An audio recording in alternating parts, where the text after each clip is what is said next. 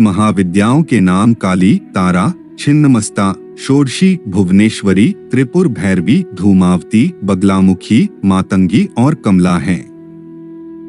इनमें से काली प्रथम है। महाभागवत के अनुसार महाकाली ही मुख्य हैं और इन्हीं के उग्र और सौम्य 2 रूपों में अनेक रूप धारण करने वाली 10 महाविद्याएं हैं।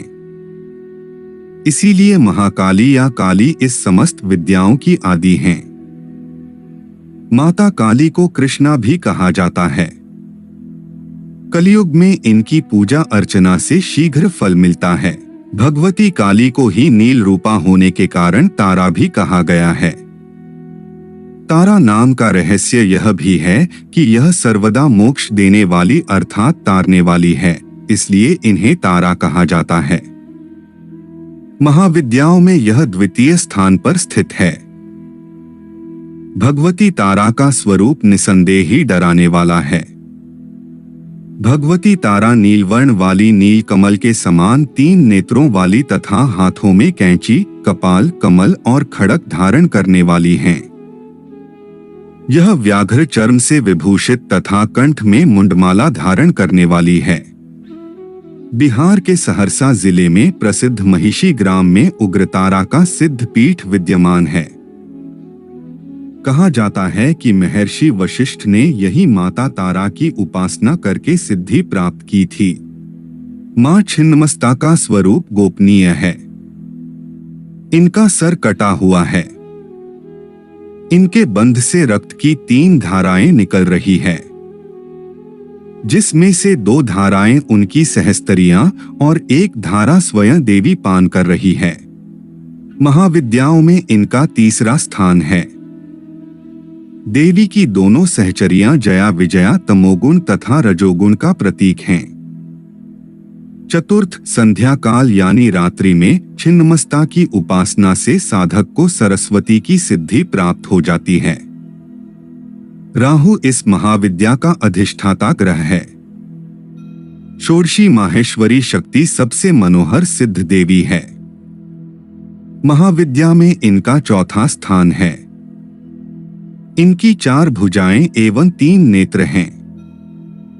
यह शांत मुद्रा में लेटे हुए सदाशिव पर स्थित कमल के आसन पर आसीन हैं। इनके चारों हाथों में क्रमशः पास, अंकुश, धनुष और बाण सुशोभित है। वर देने के लिए सदा सर्वदा तत्पर भगवती का श्री विग्रह सौम्य और हृदय दया से अपूरित हैं। संसार के समस्त मंत्र तंत्र इनकी आराधना करते हैं। वेद भी इनका वर्णन करने में असमर्थ हैं। यह अपने उपासक को भक्ति और मुक्ति दोनों प्रदान करती हैं। दुर्वासा ऋषि इनके परम आराधक थे। इनकी उपासना श्रीचक्र में होती है। आदिशक्ति भगवती भुवनेश्वरी भगवान शिव के समस्त लीला विलास की सहचरी हैं। 10 महाविद्याओं में ये 5वें स्थान पर परिगणित हैं। मां भुवनेश्वरी का स्वरूप सौम्य और अंग कांतिमय है। मां भुवनेश्वरी की साधना से मुख्य रूप से वशीकरण, वाक सिद्धि, सुख, लाभ एवं शत्रुओं पर विजय प्राप्त होती है। पृथ्वी पर जितने भी जीव हैं, सबको इनकी कृपा से अन्न प्राप्त होता है। इन्हें काल की जन्मदात्री भी कहा जाता है। दुर्गा सप्तशती के 11वें अध्याय के मंगलाचरण में कहा गया है कि श्री अंगों की शोभा प्रातः काल के सूर्य देव के समान अरुणाभ है। उनके मस्तक पर चंद्रमा का मुकुट है। 3 नेत्रों से संयुक्त देवी के मुख पर मुस्कान की छटा छाई रहती है। उनके हाथों में पाश, अंकुश, व्रत एवं अभय मुद्रा शोभा पाते हैं। इनके हाथ में शाक और फल फूल के कारण इन्हें मां शाकंभरी नाम से भी जाना जाता है। चंद्रमा इनका अधिष्ठात्री ग्रह है। विश्व के अधिष्ठान दक्षिणामूर्ति काल भैरव हैं। उनकी शक्ति ही त्रिपुर भैरवी है। महाविद्याओं में इनका 6ठा स्थान है। त्रिपुर भैरवी का मुख्य उपयोग घोर कर्म में होता है। इनका रंग लाल है। यह लाल वस्त्र पहनती हैं, गले में मुंड माला धारण करती हैं और स्तनों पर रक्त चंदन का लेप करती हैं। यह अपने हाथों में जप माला, पुस्तक तथा वर और अभय मुद्रा धारण करती हैं। यह कमलासन पर विराजमान हैं। शत्रु संहार एवं तीव्र तंत्र बाधा निवारण के लिए भगवती त्रिपुर भैरवी महाविद्या साधना बहुत महत्वपूर्ण मानी जाती है। इससे साधक के सौंदर्य में निखार आ जाता है। आगम ग्रंथों के अनुसार त्रिपुर भैरवी एक अक्षर रूप है। इनसे संपूर्ण भुवन प्रकाशित हो रहे हैं तथा अंत में इन्हीं में लय हो जाएंगे। त्रिपुर भैरवी के अनेक भेद हैं, जैसे सिद्धि भैरवी, चैतन्य भैरवी, भुवनेश्वरी भैरवी, कमलेश्वरी भैरवी, कामेश्वरी भैरवी, षटकुटा भैरवी, नित्या भैरवी, कोलेशी भैरवी, रुद्र भैरवी आदि। धूमावती देवी महाविद्याओं में 7वें स्थान पर आती हैं। धूमावती महाशक्ति अकेली है तथा स्वयं नियंत्रिका है। नारद पंचरात्र के अनुसार इन्होंने अपने शरीर से उग्रचंडिका को प्रकट किया था, जो सैकड़ों गिद्धड़ियों की तरह आवाज करने वाली थी। इनकी उपासना से विपत्ति नाश, रोग निवारण व युद्ध में विजय प्राप्त होती है। इनके ध्यान में इन्हें विवर्ण, चंचल, काले रंग वाली, मैले कपड़े धारण करने वाली, खुले केशों वाली, विधवा, काकध्वज वाले रथ पर आरूढ़, हाथ में सूप धारण किए, भूख प्यास से व्याकुल तथा निर्मम आंखों वाली बताया गया है। पौराणिक कथाओं के अनुसार माता सती ने जब दक्ष यज्ञ में योगाग्नि के द्वारा अपने आप को भस्म कर दिया था, तब उस समय जो धुआं उत्पन्न हुआ उससे धूमावती रूप का प्राकट्य हुआ था। व्यष्टि रूप में शत्रुओं को नष्ट करने की इच्छा रखने वाली तथा समष्टि रूप में परमात्मा की संहार शक्ति ही बगला है। महाविद्याओं में इनका 8वां स्थान है। इनके ध्यान में बताया गया है कि यह सुधा समुद्र के मध्य में स्थित मणिमय मंडप में रक्तमय सिंहासन पर विराज रही हैं। यह पीत वर्ण के वस्त्र, पीत आभूषण तथा पीले पुष्पों की माला धारण करती हैं।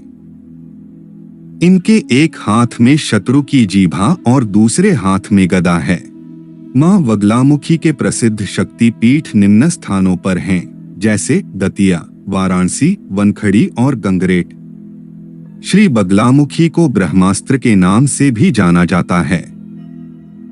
बगलामुखी की उपासना करने के लिए ब्रह्मचर्य का पालन और बाहरी भीतरी पवित्रता अनिवार्य है। सर्वप्रथम ब्रह्मा जी ने बगला महाविद्या की उपासना की थी। ब्रह्मा जी ने इस विद्या का उपदेश सनकादिक मुनियों को दिया। इनके बड़वामुखी, जातवेदमुखी, उल्कामुखी, ज्वालामुखी और बृहदभानुमुखी 5 मंत्र भेद हैं। माता मातंगी महाविद्याओं में 9वें स्थान पर आती हैं। मातंगी के ध्यान में बताया गया है कि यह श्याम वर्णा है और चंद्रमा को मस्तक पर धारण किए हुए हैं। भगवती मातंगी त्रिनेत्रा, रक्तमय सिंहासन पर आसीन, नीलकमल के समान कांति वाली हैं। इन्होंने अपनी चारों भुजाओं में पास, अंकुश, खेटक और खड़ग धारण किया है। यह असुरों को मोहित करने वाली एवं भक्तों को अभीष्ट फल देने वाली है। इनकी उपासना से गृहस्थ जीवन को सुखी, आकर्षक, ओजपूर्ण वाणी तथा गुणवान पति या पत्नी की प्राप्ति होती है। इन्हें राजमातंगी, सुमुखी, वश्यमातंगी तथा कर्णमातंगी नाम से भी जाना जाता है। देवताओं एवं असुरों के द्वारा अमृत प्राप्ति के उद्देश्य से किए गए समुद्र मंथन के फल स्वरूप माता कमला का प्रादुर्भाव हुआ था। इन्होंने भगवान विष्णु को पति रूप में स्वीकार किया। महाविद्याओं में यह 10वें स्थान पर परिगणित हैं। सभी देवता, राक्षस, मनुष्य, सिद्ध और गंधर्व इनकी कृपा प्रसाद के लिए लालायित रहते हैं। महाविद्या कमला के ध्यान में बताया गया है कि इनकी कांति स्वर्ण के समान है। हिमालय के सदृश श्वेत वर्ण के 4 हाथी अपने सूंड में 4 स्वर्ण कलश लेकर इन्हें स्नान करा रहे हैं। यह अपनी 2 भुजाओं में वर एवं अभय मुद्रा तथा 2 भुजाओं में 2 कमल पुष्प धारण किए हुए हैं। इनके सिर पर सुंदर किरीट तथा तन पर रेशमी परिधान सुशोभित है। यह कमल के सुंदर आसन पर आसीन हैं। शक्ति के इस विशिष्ट रूप की साधना से दरिद्रता का नाश होता है और आय के स्रोत बढ़ते हैं। जीवन सुखमय होता है। यह दुर्गा का सर्व सौभाग्य रूप है। जहां कमला है वहां विष्णु है। शुक्र इनका अधिष्ठात्री ग्रह है। इन सभी महाविद्याओं की उपासना व साधना करने से मनचाहे फल, सुख, वाक सिद्धि, लाभ एवं शत्रुओं पर विजय आदि प्राप्त होते हैं। जैसे युधिष्ठिर ने भगवान श्री कृष्ण के परामर्श पर कौरवों पर विजय प्राप्त करने के लिए इन महाविद्याओं की आराधना की थी। यह सभी महाविद्याएं भिन्न भिन्न प्रकार की शक्तियों तथा ज्ञान से परिपूर्ण हैं। यही चराचर जगत को अदृश्य और